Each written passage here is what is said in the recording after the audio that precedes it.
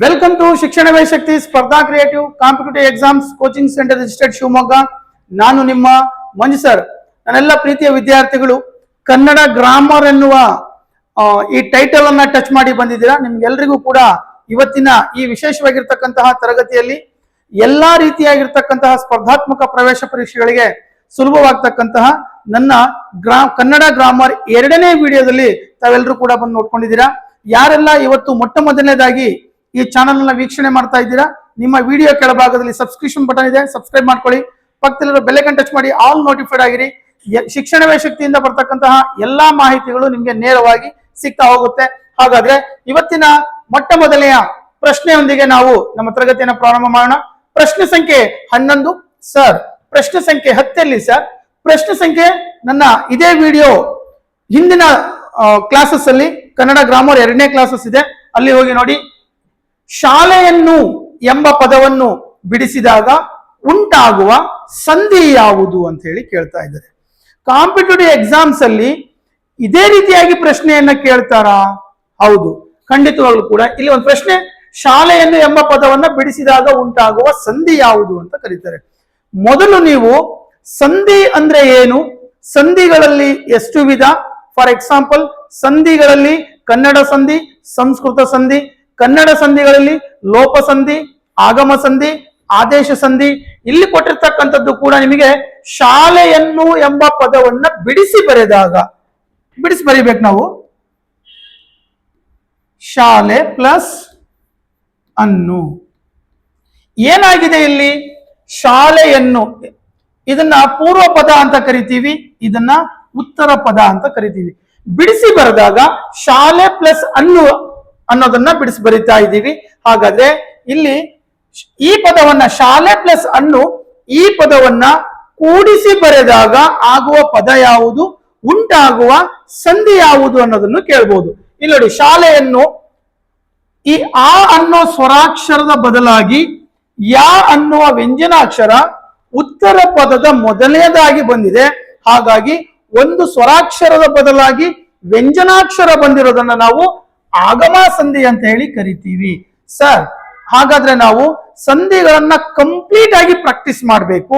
ಕನ್ನಡ ಸಂಧಿಗಳನ್ನ, ಸಂಸ್ಕೃತ ಸಂಧಿಗಳನ್ನ ನೀವು ನವೋದಯ, ಮೊರಾರ್ಜಿ, ಸೈನಿಕ, TET, CET, ಅದರ ಜೊತೆಗೆ ನಿಮ್ಮ GPHSTR, ಅದರ ಜೊತೆಗೆ PDO, PC, ಪೊಲೀಸ್ ಎಲ್ಲಾ ಕಾಂಪಿಟೇಟಿವ್ ಎಕ್ಸಾಮ್ಸ್ ಗಳಿಗೂ ಕೂಡ ಇದು ಬಹಳ ಸಹಕಾರಿಯಾಗ್ತಕ್ಕಂತಹ ಕನ್ನಡ ಗ್ರಾಮರ್ ಕ್ಲಾಸ್ ಆಗಿರುತ್ತೆ. ಚಾನಲ್ ಅನ್ನ ಸಬ್ಸ್ಕ್ರೈಬ್ ಮಾಡ್ಕೊಂಡು ಕಂಪ್ಲೀಟ್ ಫಾಲೋ ಮಾಡಿ, ಎಲ್ಲಾ ವಿಡಿಯೋಸ್ ಗಳನ್ನ ಅಪ್ಡೇಟ್ ಮಾಡ್ತಾ ಹೋಗ್ತೀವಿ. ಹಾಗಾದ್ರೆ ನಮ್ಮ ಮುಂದಿನ ಪ್ರಶ್ನೆ, ಪ್ರಶ್ನೆ ಸಂಖ್ಯೆ 12. ರಾಮನು ಇದು ಯಾವ ವಿಭಕ್ತಿಗೆ ಉದಾಹರಣೆಯಾಗಿದೆ? ಪ್ರಶ್ನೆ ಬಂದ ತಕ್ಷಣನೇ ಇದೊಂದು ಪ್ರಶ್ನೆಗೆ ವಿಭಕ್ತಿ ಮತ್ತೆ ವಿಭಕ್ತಿ ಪ್ರತ್ಯಯಗಳನ್ನ ಬಹರ್ಟ್ ಮಾಡಿ ಪ್ರಾಕ್ಟೀಸ್ ಮಾಡೋದಲ್ಲ. ವಿಭಕ್ತಿ ಪ್ರತ್ಯಯಗಳ ಬಗ್ಗೆ ಎಲ್ಲಾ ಸ್ಪರ್ಧಾತ್ಮಕ ಪ್ರವೇಶ ಪರೀಕ್ಷೆಗಳಲ್ಲೂ ಕೂಡ ಒಂದು ಪ್ರಶ್ನೆ ಖಂಡಿತವಾಗ್ಲೂ ಇರುತ್ತೆ. ಆಗ ನಾವೇನ್ ಮಾಡ್ಬೇಕು, ಇಲ್ಲಿ ಇರ್ತಕ್ಕಂತಹ 7 ವಿಭಕ್ತಿ ಪ್ರತ್ಯಯಗಳನ್ನ ಪ್ರಾಕ್ಟೀಸ್ ಮಾಡಬೇಕು. ಪ್ರಥಮ, ದ್ವಿತೀಯ, ತೃತೀಯ, ಚತುರ್ಥಿ, ಪಂಚಮಿ, ಷಷ್ಠಿ, ಸಪ್ತಮಿ, ಈ 7 ವಿಭಕ್ತಿ ಪ್ರತ್ಯಯಗಳನ್ನ ನಾವು ಪ್ರಾಕ್ಟೀಸ್ ಮಾಡಿದಾಗ ಯಾವುದೇ ವಿಭಕ್ತಿ ಕೇಳಿದ್ರು ಕೂಡ ನಾವು ಬರಿಬಹುದು. ಇಲ್ಲಿ ಕೇಳಿರ್ತಕ್ಕಂಥದ್ದು ರಾಮನು ಏನ್ ಬರ್ತಾ ಇದೆ, ಇಲ್ಲಿ ಉ ಅಂತ ಬರ್ತಾ ಇದೆ. ಹಾಗಾದ್ರೆ ಈ ಉ ಅನ್ನುವ ಅಕ್ಷರ ಪ್ರಥಮ ವಿಭಕ್ತಿನ, ದ್ವಿತೀಯ ವಿಭಕ್ತಿನ, ಒಂದು ವೇಳೆ ಈ ಉ ಅನ್ನುವ ಅಕ್ಷರ ಪ್ರಥಮ ವಿಭಕ್ತಿನೇ ಆಗಿದ್ದಲ್ಲಿ ಹಾಗಾದ್ರೆ ಸಪ್ತಮಿ ವಿಭಕ್ತಿ ಯಾವುದು, ಚತುರ್ಥಿ ವಿಭಕ್ತಿ ಯಾವುದು, ದ್ವಿತೀಯ ವಿಭಕ್ತಿ ಯಾವುದು ಅನ್ನೋದನ್ನು ಕೂಡ ನೀವು ಪ್ರಾಕ್ಟೀಸ್ ಮಾಡಬೇಕು. ಆಗ ನಿಮಗೆ ಈ ವಿಭಕ್ತಿ ಪ್ರತ್ಯಯಗಳ ಮೇಲೆ ಯಾವುದೇ ಪ್ರಶ್ನೆ ಬಂದ್ರೂ ಕೂಡ ನೀವು ಉತ್ತರವನ್ನ ಕೊಡ್ಲಿಕ್ಕೆ ತಯಾರಾಗಿರ್ತೀರಾ. ಸೊ ಹಾಗಾದ್ರೆ ನಾವು ರಾಮನು ಉ ಅನ್ನೋದು ಬರ್ತಾ ಇದೆ, ಇದು ಯಾವ ವಿಭಕ್ತಿ ಪ್ರತ್ಯಯಕ್ಕೆ ಉದಾಹರಣೆ? ಪ್ರಥಮ ವಿಭಕ್ತಿ ಪ್ರತ್ಯಯಕ್ಕೆ ಉದಾಹರಣೆ. ಹಾಗಾದ್ರೆ ನಾವೀಗ ಪ್ರಥಮ, ದ್ವಿತೀಯ, ತೃತೀಯ, ಚತುರ್ಥ, ಪಂಚಮಿ, ಷಷ್ಠಿ, ಸಪ್ತಮಿ 7 ವಿಭಕ್ತಿ ಪ್ರತ್ಯಯಗಳನ್ನ ಈ ರಾಮನು ಅನ್ನುವ ಒಂದು ಪದಕ್ಕೆ ನಾವು ಇಂಪ್ಲಿಮೆಂಟ್ ಮಾಡಿ ನೋಡೋಣ. List please.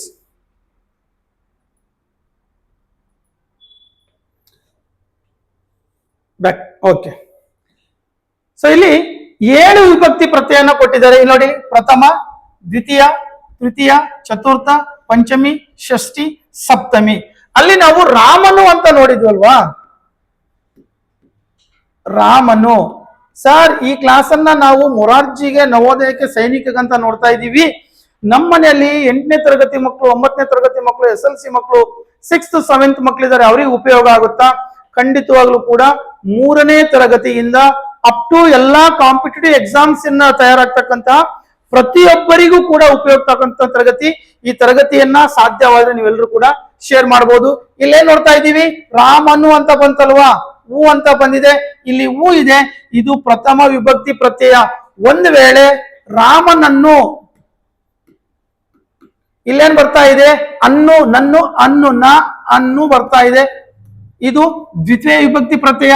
ರಾಮನಿಂದ ತೃತೀಯ, ರಾಮನಿಗೆ, ರಾಮನ ದೆಸೆಯಿಂದ, ರಾಮನ, ರಾಮನಲ್ಲಿ, ಈ ರೀತಿಯಾಗಿ ಆ ನಾಮಪದದ ಕೊನೆಯ ಭಾಗದಲ್ಲಿ ಕೊನೆಗಾಳ್ತಕ್ಕಂತಹ ವಿಭಕ್ತಿ ಪ್ರತ್ಯಯಗಳನ್ನು ನೀವು ಚೆನ್ನಾಗಿ ಫಾರ್ಮುಲಾ ಟೈಪ್ ಪ್ರಾಕ್ಟೀಸ್ ಮಾಡ್ಕೊಂಡ್ರೆ ನೀವು ಯಾವ ಎಕ್ಸಾಮಿಗೆ ಪ್ರಿಪೇರ್ ಆಗ್ತಿದಿರಲ್ಲ, ಈ ಎಕ್ಸಾಮಿಗೆ ಅಷ್ಟೇ ಯೂಸ್ ಅಲ್ಲ, ಇದು ನಿಮ್ಮ ಮುಂಬರ್ತಕ್ಕಂತಹ ಎಲ್ಲಾ ಕಾಂಪಿಟೇಟಿವ್ ಎಕ್ಸಾಮ್ಸ್ ಆಗಿರ್ಬೋದು, ನಿಮ್ಮ ಶಾಲೆಯಲ್ಲಿ ನಿಮ್ಮ ಪುಸ್ತಕದ ಹಿಂಭಾಗದಲ್ಲಿರುವ ಭಾಷಾಭ್ಯಾಸ ಚಟುವಟಿಕೆಯಲ್ಲಿರ್ತಕ್ಕಂತಹ ವ್ಯಾಕರಣ ಕಂಪ್ಲೀಟ್ ಈ ರೀತಿಯಾಗಿ ನೀವು ಪ್ರಾಕ್ಟೀಸ್ ಮಾಡೋದ್ರಿಂದ ಎಲ್ಲಾ ಎಕ್ಸಾಮ್ಸ್ಗಳಿಗೂ ಕೂಡ ನಿಮ್ಗೆ ಉಪಯೋಗ ಆಗತ್ತೆ. ಹಾಗಾದ್ರೆ 3ನೇ ಪ್ರಶ್ನೆಯನ್ನ ನಿಮ್ಗಳಿಗೆ ಕೊಡ್ತಾ ಇದ್ದೀವಿ, ಎಲ್ಲರೂ ಕೂಡ ಕಮೆಂಟ್ ಮಾಡಬೇಕು ಕೆಳಭಾಗದಲ್ಲಿ. ಕೊಟ್ಟಿರುವ ಪದಗಳನ್ನ ಬಳಸಿ ಅರ್ಥಪೂರ್ಣ ವಾಕ್ಯ ಬರೆಯಿರಿ. ಸರ್ ವಾಕ್ಯ ಎಂದರೇನು? ವಾಕ್ಯ ಎಂದರೆ ಪದಗಳ ಗುಂಪು. ಸರ್ ಪದಗಳ ಗುಂಪು ವಾಕ್ಯ ಆಗ್ಬಿಡುತ್ತಾ? ಇಲ್ಲ, ಪದಗಳ ಗುಂಪು ಸರಿಯಾಗಿ ಅರ್ಥವನ್ನ ನೀಡುವಂತಿರಬೇಕು. ಪದಗಳ ಗುಂಪು ಸರಿಯಾಗಿ ಅರ್ಥವನ್ನ ನೀಡುವಂತಿರಬೇಕು. ಅದನ್ನೇ ಇಂಗ್ಲಿಷ್ ನಲ್ಲಾದ್ರೆ a sentence is a group of words which gives full sense. ಪದ ಅಂದ್ರೆ ಏನು? ಅಕ್ಷರಗಳ ಗುಂಪನ್ನ ಪದ ಅನ್ನುತ್ತೇವೆ. ಹಾಗಾದ್ರೆ ಇಲ್ಲಿ ನುಡಿಗಳು ಅಂತ ಇದೆ, ಇಲ್ಲಿ ನಾನ್ ಬರಿತಾ ಇದ್ದೀನಿ ಗಳು ಡಿ ನು, ಇಲ್ಲಿ ಗಳು ಡಿನು ಅಂತ, ಇದು ಕೂಡ ಪದಗಳ ಗುಂಪು. ಇದು ಮೀನಿಂಗ್ ಕೊಡ್ತಾ ಇದೆಯಾ? ಮೀನಿಂಗ್ ಕೊಡ್ತಾ ಇಲ್ಲ, ಹಾಗಾಗಿ ಇದು ಪದ ಅಲ್ಲ. ಇದನ್ನ ನಿಮ್ಮ ಎಲ್ಲಾ ರೀತಿಯಾಗಿರ್ತಕ್ಕಂತಹ ಪ್ರವೇಶ ಪರೀಕ್ಷೆಗಳಲ್ಲಿ ಇವ್ಯಾಲ್ಯೂಯೇಟ್ ಮಾಡ್ತಾರೆ. ಮೊದಲು ಕೊಟ್ಟಿರ್ತಕ್ಕಂತಹ ಪದಗಳನ್ನ ಸರಿಯಾಗಿ ನೋಡ್ಬೇಕು. ನುಡಿಗಳು, ದಾರಿದೀಪ, ಅನುಭವದ, ಬದುಕಿಗೆ. ನಿಮ್ಮ ಕಮೆಂಟ್ ಅನ್ನ ಕಮೆಂಟ್ ಮಾಡಿ. ಮಂಜು ಸರ್ ಈ ಲೈವ್ ಕ್ಲಾಸ್ ಅಲ್ಲದೆ ಇದ್ರೂ ಕೂಡ ಕಮೆಂಟ್ ಅನ್ನ ಕೇಳ್ತಾ ಇದೀವಿ. 30 ಸೆಕೆಂಡ್ ಅನ್ನ ನಿಮ್ಗೆ ಟೈಮ್ ಕೊಡ್ತಾ ಇದ್ದೀನಿ. ಯಾರು ಅತಿ ವೇಗವಾಗಿ ಕಮೆಂಟ್ ಅನ್ನ ಮಾಡ್ತೀರಾ, ನಿಮ್ಮ ಪ್ರತಿಯೊಂದು ಕಮೆಂಟಿಗೂ ಕೂಡ ನಮ್ಮ ಇನ್ಸ್ಟಿಟ್ಯೂಷನ್ ಸೈಡ್ ಇಂದ ನಿಮ್ಗೆಲ್ರಿಗೂ ಕೂಡ ರಿಪ್ಲೈನ ಕೊಡ್ಲಾಗುತ್ತೆ. ಬೇಗ ಕಮೆಂಟ್ ಮಾಡಿ.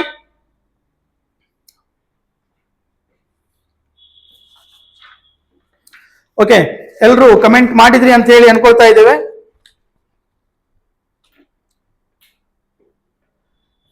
ನುಡಿಗಳು, ದಾರಿದೀಪ, ಅನುಭವದ, ಬದುಕಿಗೆ ಅಂತ ಇದೆ.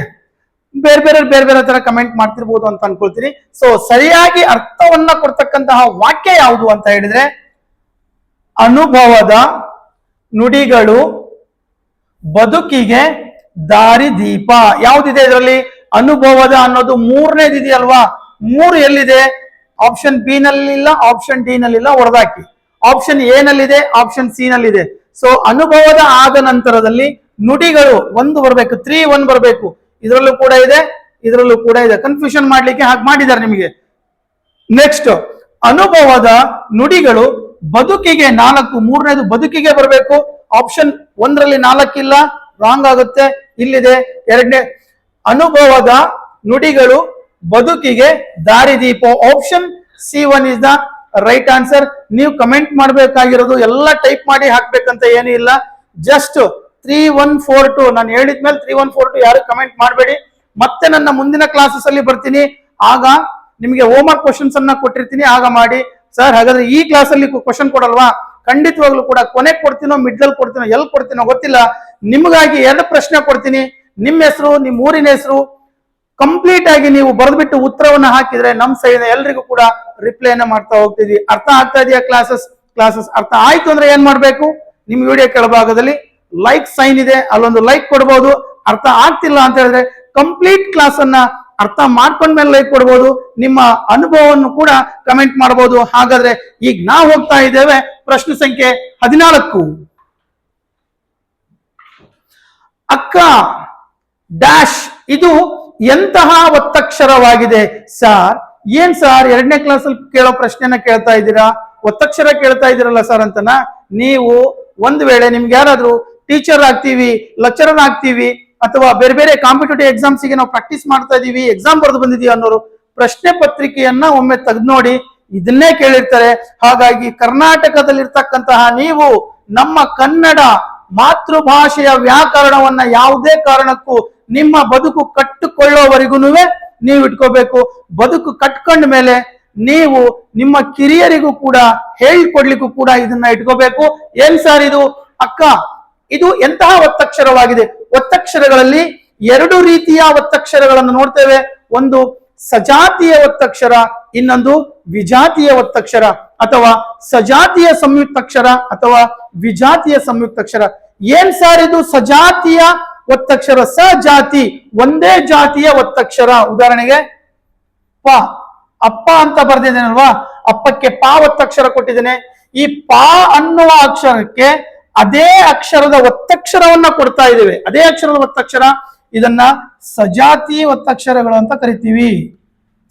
ಉದಾಹರಣೆಗೆ ಕ, ಕ ಅನ್ನೋ ಅಕ್ಷರಕ್ಕೆ ತ ಅನ್ನೋ ಒತ್ತಕ್ಷರ ಕೊಡ್ತಾ ಇದ್ದೀವಿ. ಅಕ್ಷರ ಕ ಇದೆ, ಒತ್ತಕ್ಷರ ತ ಇದೆ, ತ ಆಗುತ್ತೆ. ಇದು ವಿಜಾತಿಯ ಒತ್ತಕ್ಷರ. ಇಲ್ಲೇನ್ ಕೇಳಿದರೆ? ಅಕ್ಕ ಕೇಳಿದರೆ ಕ ಅನ್ನೋ ಅಕ್ಷರಕ್ಕೆ ಯಾವ ಒತ್ತಕ್ಷರ ಇದೆ? ಅದೇ ಜಾತಿಯ ಒತ್ತಕ್ಷರ ಇರೋದ್ರಿಂದ ಇಲ್ಲಿ ಯಾವ್ದು ಬರುತ್ತೆ? ಹಾಗಾದ್ರೆ ಸಜಾತಿಯ ಸಂಯುಕ್ತಾಕ್ಷರ is the right answer. Sir, ಇದು ಸಜಾತಿಯ ಸಂಯುಕ್ತಾಕ್ಷರ, ವಿಜಾತಿಯ ಸಂಯುಕ್ತಾಕ್ಷರ ಈಗ ಹೇಳಿದ್ರಲ್ವಾ, ಇಷ್ಟೇ ಕಲ್ತ್ಕೊಂಡ್ಬಿಟ್ರೆ ಸಾಕ ಸರ್? ಇದನ್ನ ಕಲಿಯೋದು ಜಸ್ಟ್ ನಿಮಗೆ ಮಾಡೆಲ್ ಆಗಿ ನಾವು ಕ್ಲಾಸಸ್ ಅನ್ನ ಕೊಡ್ತಾ ಇರ್ತೀವಿ. ನೀವೇನ್ ಮಾಡ್ಬೇಕು? ನಿಮ್ಮ ಪುಸ್ತಕದ ಹಿಂಭಾಗದಲ್ಲಿ ನೀವು ICSE, CBSE, ಸ್ಟೇಟ್ ಯಾವುದೇ ಸಿಲೆಬಸ್ ಅಲ್ಲಿ ಓದ್ತಾ ಇರಿ, ನೀವು ಖಂಡಿತವಾಗ್ಲೂ ಕೂಡ ಕನ್ನಡವನ್ನ ನೆಗ್ಲಿಜೆನ್ಸಿ ಮಾಡೋ ಹಾಗಿಲ್ಲ. ಕನ್ನಡವನ್ನು ಕೂಡ ಕಂಪ್ಲೀಟ್ ಪ್ರಾಕ್ಟೀಸ್ ಅನ್ನ ಮಾಡಬೇಕು. ಈಗ ನೀವು ನೋಡ್ತಿರ್ತಕ್ಕಂತಹ ಕ್ಲಾಸಸ್ ಮುಂಬರ್ತಕ್ಕಂತಹ Morarji Desai entrance examinations, Adarsh Vidyalaya, doctor BR Ambedkar ವಸತಿ ಶಾಲೆಗಳ ವಿದ್ಯಾಲಯ, ಡಾಕ್ಟರ್ APJ ಅಬ್ದುಲ್ ಕಲಾಂ ಕಿತ್ತೂರು ರಾಣಿ ಚೆನ್ನಮ್ಮ ಸೈನಿಕ ಶಾಲೆಗಳ ಪ್ರವೇಶ ಪರೀಕ್ಷೆಗೆ ತಯಾರಿಯನ್ನ ನೋಡ್ತಕ್ಕಂತಹ ಮಕ್ಕಳು ಮತ್ತೆ ಪೋಷಕರನ್ನು ನೋಡ್ತಾ ಇದ್ದೀರಾ. ತರಗತಿಯನ್ನ ಯಾವಾಗ್ಲೂ ಪೋಷಕರು ನಿಮ್ಮ ಮಕ್ಕಳ ಜೊತೆ ಕುತ್ಕೊಂಡು ನೋಡಿ. ಯಾಕಂತ ಹೇಳಿದ್ರೆ ತರಗತಿ ಮುಗಿದ್ಮೇಲೆ ನಿಮ್ಮ ಮಕ್ಕಳು ಚಿಂಟು ಪಬ್ಜಿ ಅಂತ ಹೋಗ್ಬಿಡ್ತಾರೆ. ಚಿಂಟು ಪಬ್ಜಿಯನ್ನ ಆಟ ಆಡ್ಲಿಕ್ಕೆ ಬಿಡಬಾರ್ದು, ಅವ್ರು ಅದಕ್ಕೆ ಅಡಿಕ್ಟ್ ಆಗ್ಬಿಡ್ತಾರೆ. ಒಂದು ಬೆಂಕಿ ಕಡ್ಡಿ ಇರುತ್ತೆ, ಬೆಂಕಿ ಕಡ್ಡಿಯಿಂದ ಏನೆಲ್ಲ ಮಾಡಬಹುದು? ಒಲೆಯನ್ನ ಹಚ್ಬಹುದು, ಅಡಿಗೆ ಮಾಡ್ಕೊಂಡು ಊಟ ಮಾಡಬಹುದು. ಇನ್ನೊಂದು ಮುಂದಿನದನ್ನ ನಾನು ಹೇಳಲ್ಲ, ನೀವೇ ಅರ್ಥ ಮಾಡ್ಕೊಂಡು ಕೆಳಗಡೆ ಕಮೆಂಟ್ ಬಾಕ್ಸ್ ಅಲ್ಲಿ ಕಮೆಂಟ್ ಮಾಡಿದ್ರೆ ಖಂಡಿತ ನಾನು ರಿಪ್ಲೈ ಕೊಡ್ತೀನಿ. ನನ್ನ ಮುಂದಿನ ಪ್ರಶ್ನೆ ಸಂಖ್ಯೆ 15. ಮಾತೃಶ್ರೀ ತಾಯಿಯವರಿಗೆ ಪ್ರಣಾಮಗಳು. ಈ ವಾಕ್ಯದಲ್ಲಿರುವ ಸಂಬೋಧನೆ ಯಾವುದು ಅಂತ ಹೇಳಿ ಕೇಳ್ತಾ ಇದ್ದಾರೆ. ಏನ್ ಸಾರ್ ಇದು ಸಂಬೋಧನೆ ಅಂದರೆ ಅನ್ನೋದನ್ನ ನೋಡ್ಕೋಬೇಕು. ಫಸ್ಟ್ ಕಾನ್ಸೆಪ್ಟ್ ಅನ್ನ ಅರ್ಥ ಮಾಡ್ಕೋಬೇಕು. ನೀವೆಲ್ಲರೂ ಕೂಡ ಇತ್ತೀಚಿನ ಹುಡುಗರು ನಾವು ನೋಡ್ತಾ ಇದ್ದೀವಿ, ಏನ್ ಮಚ, ಏನ್ ಶಿಷ್ಯ, ಆತರ ಬಳಸೋದನ್ನೆಲ್ಲ ನಾವು ನೋಡ್ತಾ ಇದ್ದೀವಿ. ಯಾರು ಈಗಿನ ಈ ಟ್ರೆಂಡ್ ಹುಡುಗರು ಆತರ ಪದಗಳನ್ನ ಬಳಸ್ತಾ ಇರ್ತಾರೆ. ಸೊ ಅವ್ರ ಫ್ರೆಂಡ್ಸ್ ಗಳಿಗೆ ಅವ್ರು ಸಂಬೋಧನೆ ಮಾಡ್ತಾ ಇದ್ದಾರೆ, ಕೋಟ್ ಮಾಡ್ತಾ ಇದ್ದಾರೆ. ಆದ್ರೆ ನಮ್ಮ ಮಕ್ಕಳಿಗೆ ಕಂಪ್ಲೀಟ್ಲಿ ಗೊತ್ತಿರಬೇಕು, ಸರ್ ಇವತ್ತು ವಾಟ್ಸಪ್ ಬಂದ್ಬಿಟ್ಟಿದೆ, ಚಾಟ್ GPT ಬಂದ್ಬಿಟ್ಟಿದೆ, ಲೆಟರ್ ಬರೆಯೋದು ಕಮ್ಮಿ ಆಗಿದೆ, ಮೇಲ್ ಬಂದ್ಬಿಟ್ಟಿದೆ ಅಂತ ಅಲ್ಲ. ಕಂಪ್ಲೀಟ್ಲಿ ನೀವು ಯಾವುದೇ ಮುಂದಿನ ಕಾಂಪಿಟೇಟಿವ್ ಎಕ್ಸಾಮ್ಸ್ ಹೋದಾಗ UPSC ಆಗಿರ್ಬೋದು, KPSC ಆಗಿರ್ಬೋದು, ಇದು ಪಿಜ್ಜಾ ಬರ್ಗರ್ ತಿಂದಿರೋ ಮಗು, ಇದಕ್ಕೆ ಒಬ್ಬ ಅಧ್ಯಕ್ಷನಿಗೆ ಲೆಟರ್ ಬರೆಯುವಾಗ ಏನನ್ನ ಸಂಬೋಧನೆ ಮಾಡಿದ್ರೆ ಗೊತ್ತಿದೆಯಾ ಗೊತ್ತಿಲ್ಲ ಅಂತ ಹೇಳ್ಬಿಟ್ಟು ನಾಳೆ UPSC ಇಂಟರ್ನಲ್ಲಿ ನಿಮಗೆ ಕೇಳ್ಬೋದು. ಅದು ಕಂಪ್ಲೀಟ್ಲಿ ನಿಮಗೆ ಗೊತ್ತಿರಬೇಕು ಏನು ಅಂತ ಹೇಳಿ. ಮಾತೃಶ್ರೀ ತಾಯಿಯವರಿಗೆ ಪ್ರಣಾಮಗಳು, ಈ ವಾಕ್ಯದಲ್ಲಿರುವ ಸಂಬೋಧನೆ ಯಾವುದು ಅಂತ ಕೇಳ್ತಾ ಇದ್ದಾರೆ. ಇಲ್ಲಿ ಸಂಬೋಧನೆ ಮಾತೃಶ್ರೀ ಅನ್ನೋ ಪದವನ್ನ ಸಂಬೋಧನೆ. ಯಾರಿಗೆ ಪತ್ರವನ್ನ ಬರೆಯುವಾಗ, ತಾಯಿಗೆ ಪತ್ರವನ್ನ ಬರೆಯುವಾಗ ಮಾತೃಶ್ರೀ ಅಂತ ಹೇಳಿ ಬರುತ್ತೀವಿ.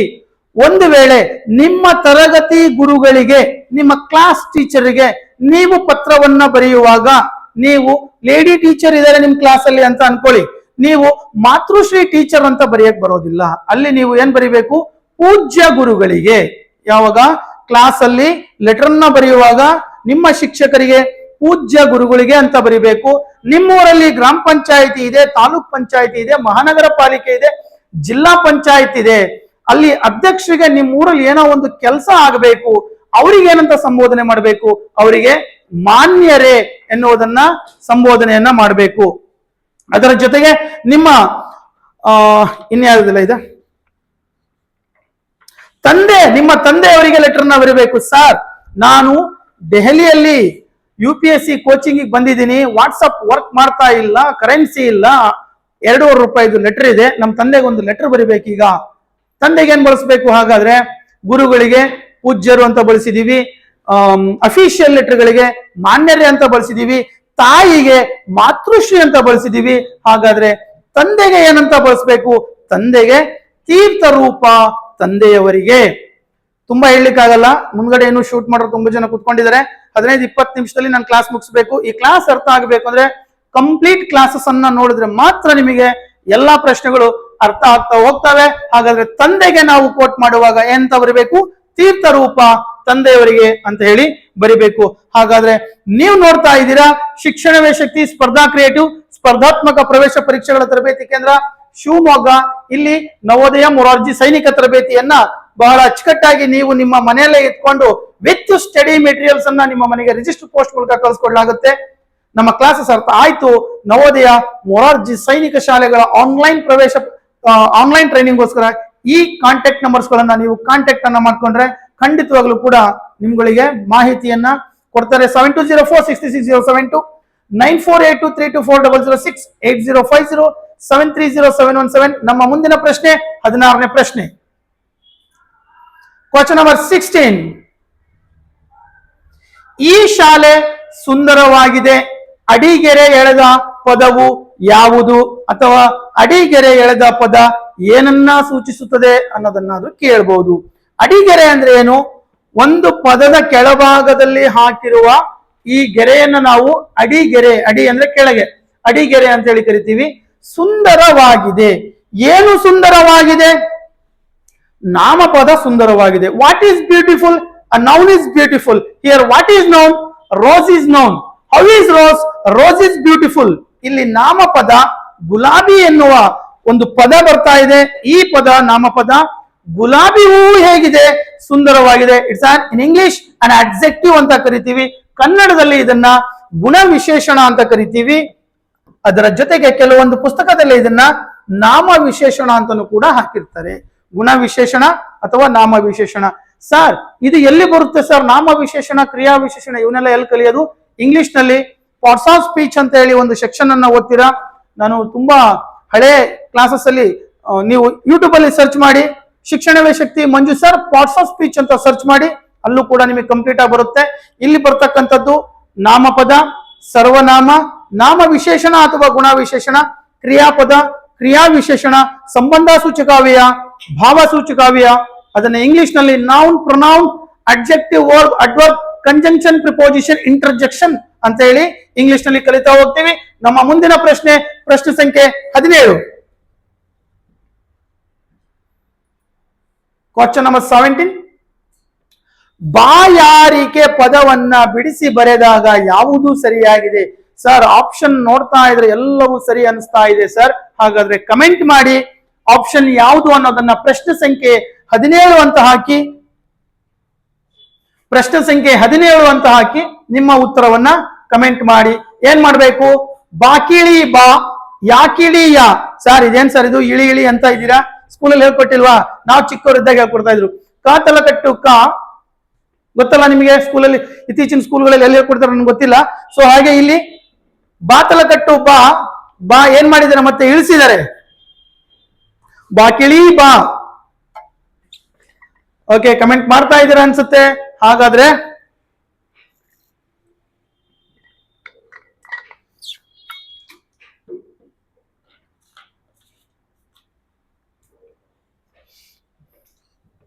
ಸರ್ ಒಳ್ಳೆ ಲೈವ್ ಕ್ಲಾಸ್ ಅಲ್ಲಿ ಕಮೆಂಟ್ ಕೇಳ್ದಂಗೆ ಕೇಳ್ತಿರಲ್ಲ ಸರ್, ಕಮೆಂಟ್ ಓದ್ತಿರಲಿಲ್ಲ ಸರ್ ನೀವು ಅಂತನಾ?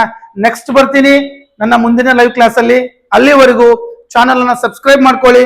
ಶಿಕ್ಷಣವೇ ಶಕ್ತಿ ಇನ್ಸ್ಟಿಟ್ಯೂಷನ್ ಕರ್ನಾಟಕ ರಾಜ್ಯದಲ್ಲಿ ಯಾವ ರೀತಿಯಾಗಿ ನೀವು ಮನೆಯಲ್ಲೇ ಇಟ್ಕೊಂಡು ತರಬೇತಿಯನ್ನ ಕೊಡ್ತಾ, ಅರ್ಥ ಆಗ್ತಿಲ್ವೇನ್ರಿ ಹೇಳ್ತಿರೋ ಕ್ಲಾಸಸ್?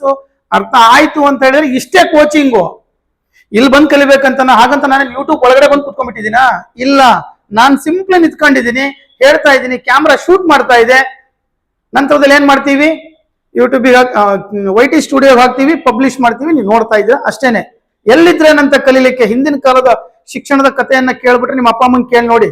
ಸ್ಲೇಟ್ ಇರ್ತಿತ್ತು, ಸ್ಲೇಟ್, ಬಣಪ ಪೇಣಿ ಅಂತ ಕರಿತಾ ಇದ್ವಿ, ಹೌದಲ್ವಾ? ಸೊ ಅದರಲ್ಲಿ ನಾವು ಕಲಿತಾ ಇದ್ವಿ. ನೀವೀಗ ಡಿಜಿಟಲ್ ಬೋರ್ಡ್ ಅಲ್ಲಿ ಕಲಿತಾ ಇದ್ದೀರಾ. ಬ ಪ್ಲಸ್ ಆ ಬ, ಒಂದ್ ವೇಳೆ ಇಫ್ ಇದೇನಾದ್ರೂ ಬ ಪ್ಲಸ್ ಅಲ್ಪ ಪ್ರಾಣ ಸ್ವರಕ್ಷರವಾಗಿದ್ರೆ ಇದೇನಾಗ್ತಿತ್ತು, ಬ ಆಗ್ತಿತ್ತು. ಇಲ್ಲಿ ಕೊಟ್ಟಿದ್ದಾರೆ ರೈಟ್, ಇದು ಆಪ್ಷನ್, ಆದ್ರೆ ಆಪ್ಷನ್ ಅಲ್ಲ. ಬ ವ್ಯಂಜನ ಪ್ಲಸ್ ವ್ಯಂಜನ, ನೋಡಿ ಇದು ವ್ಯಂಜನಾಕ್ಷರ, ಇದು ವ್ಯಂಜನಾಕ್ಷರ ಅಲ್ಲ. ಬ ಪ್ಲಸ್ ಉ ಅಂದ್ರೆ ಬೂ ಆಗ್ಬೇಕು ಮೊದಲನೇ ಅಕ್ಷರ, ಆಪ್ಷನ್ ಸಿ ನೂ ಕೂಡ ಅಲ್ಲ.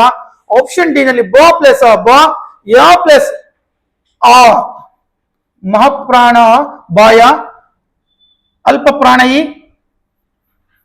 ರಿ, ಸಾರಿ ರಿ, ಕ ಪ್ಲಸ್ ಎ ಕೆ, ಬಾಯಾರಿಕೆ. Option D one is the right answer. Sir ಈ ತರದ ಪ್ರಶ್ನೆ ಬರ್ತಾವ ಸರ್? ಹೌದ್ರಿ, ಒಂದನೇ ಕ್ಲಾಸಲ್ಲಿ ಈ ಕಲ್ಸಿದೀವಿ, ಎರಡನೇ ಕ್ಲಾಸಲ್ಲಿ 2 ಪದ 3 ಪದದ ಅಕ್ಷರ ಕಲ್ಸಿದೀವಿ, ಮೂರನೇ ಕ್ಲಾಸಲ್ಲಿ ಓದೋದ್ ಕಲ್ಸಿದೀವಿ, 4ನೇ ಕ್ಲಾಸಲ್ಲಿ ಅರ್ಥ ಮಾಡೋದ್ ಕಲ್ಸಿದೀವಿ. ಅರ್ಥ ಆಗಿದ್ದನ್ನ ಬಿಡಿಸಿ ಬರೆಯೋದನ್ನ ಹೇಗೆ ಕಲ್ತಿದ್ದೀರಾ ಅನ್ನೋದನ್ನ ನಿಮ್ಮನ್ನ ಇವ್ಯಾಲ್ಯುವೇಟ್ ಮಾಡ್ತಾರೆ ಕಾಂಪಿಟೇಟಿವ್ ಎಕ್ಸಾಮ್ಸ್ ಅಲ್ಲಿ. So option number D one is the right answer. ಹಾಗಾದ್ರೆ ನಮ್ಮ ಮುಂದಿನ ಪ್ರಶ್ನೆ ಸಂಖ್ಯೆ 18.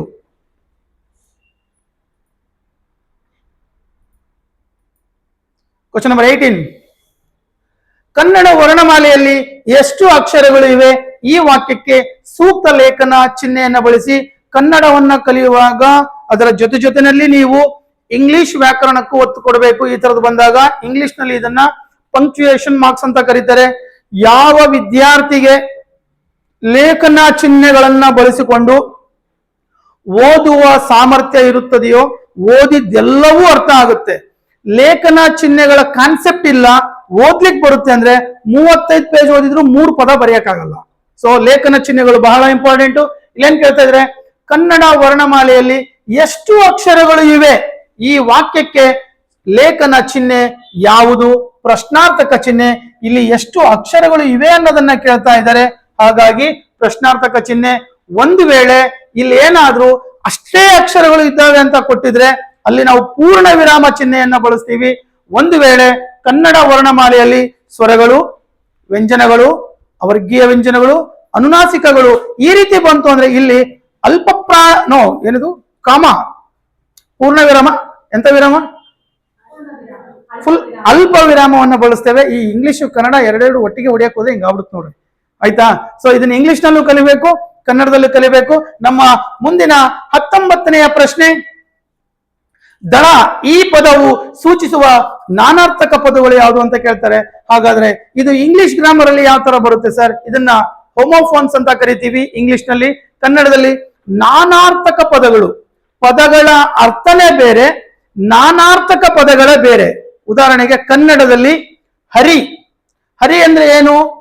ಪೇಪರ್ ಹರಿ, ಅದ್ರ ಜೊತೆಗೆ ನೀರ್ ಹರಿಯೋದು. ನೋಡ್ರಿ, ಒಂದು ಪದ ಬೇರೆ ಬೇರೆ ಅರ್ಥ ಬರ್ತಾ ಇದೆ, ಇದನ್ನ ನಾನಾರ್ಥಕ ಪದಗಳು ಅಂತ ಕರಿತೀವಿ. ಇಲ್ಲಿ ಕೊಟ್ಟಿರ್ತಕ್ಕಂಥ ಪ್ರಶ್ನೆ, ದಳ ಈ ಪದವು ಸೂಚಿಸುವ ನಾನಾರ್ಥಕ ಪದಗಳು ಯಾವುದು? ಸೇನೆ, ತುಕಡಿ ಎರಡು ಒಂದೇ ಅರ್ಥ, ಹಾಗಾಗಿ ಆಪ್ಷನ್ ಸಿ ಅಲ್ಲ. ಈ ಪ್ರಶ್ನೆ ಯಾವಾಗ ಬರ್ತಾ ಇತ್ತು? ಒಂದು ವೇಳೆ ದಳ ಎನ್ನುವ ಪದದ ಅರ್ಥಗಳು ಅಂತ ಕೇಳಿದ್ರೆ, ಒಂದ್ ವೇಳೆ ಸೇಮ್ ಮೀನಿಂಗ್ ಅಂತ ಕೇಳಿದ್ರೆ ಈ ಆಪ್ಷನ್ ಬರ್ತಾ ಇತ್ತು. ಆದ್ರೆ ಇಲ್ಲಿ ನಾನಾರ್ಥಕ ಪದಗಳನ್ನು ಕೇಳಿದರೆ, ದಳ ಎಂದರೆ ಹಸಿರು ಎಲೆ, ಒಂದೇ ಒಂದು ಪದವನ್ನ ಕೊಟ್ಟಿದ್ದಾರೆ, ಎರಡು ಅರ್ಥ ಕೊಟ್ಟಿಲ್ಲ. ದಳ ಎಂದರೆ ಇಲ್ಲಿ ಗುಂಪು ಅಂತ, ಗುಂಪು ತಂಪು ಅಂತ ಜೋಡಿ ನುಡಿ ಕೊಟ್ಟಿದ್ರೆ, ಗುಂಪು ತಂಪು, ಓಕೆ, ಜೋಡಿ ನುಡಿನೋ ಜೋಡಿ ನುಡಿನೇ. ಇಲ್ಲಿ ಗುಂಪು ತಂಪು ಅಂತ ಕೊಟ್ಟಿದ್ದಾರೆ, ಒಂದೇ ಅರ್ಥವನ್ನ ಕೊಟ್ಟಿದ್ದಾರೆ. ಇಲ್ಲಿ ತಂಪು ಅನ್ನ ಬಂದಿದೆ, ಬೇರೆ ಅರ್ಥ ಬಂದ್ಬಿಟ್ಟಿದೆ. ಆದ್ರೆ ಸೈನ್ಯ ಅಂದ್ರೆ ದಳ, ಹೌದಲ್ವಾ? ಸೈನ್ಯದ ತುಕಡಿಯನ್ನ ದಳ ಎಂದು ಕರೆಯುತ್ತೇವೆ.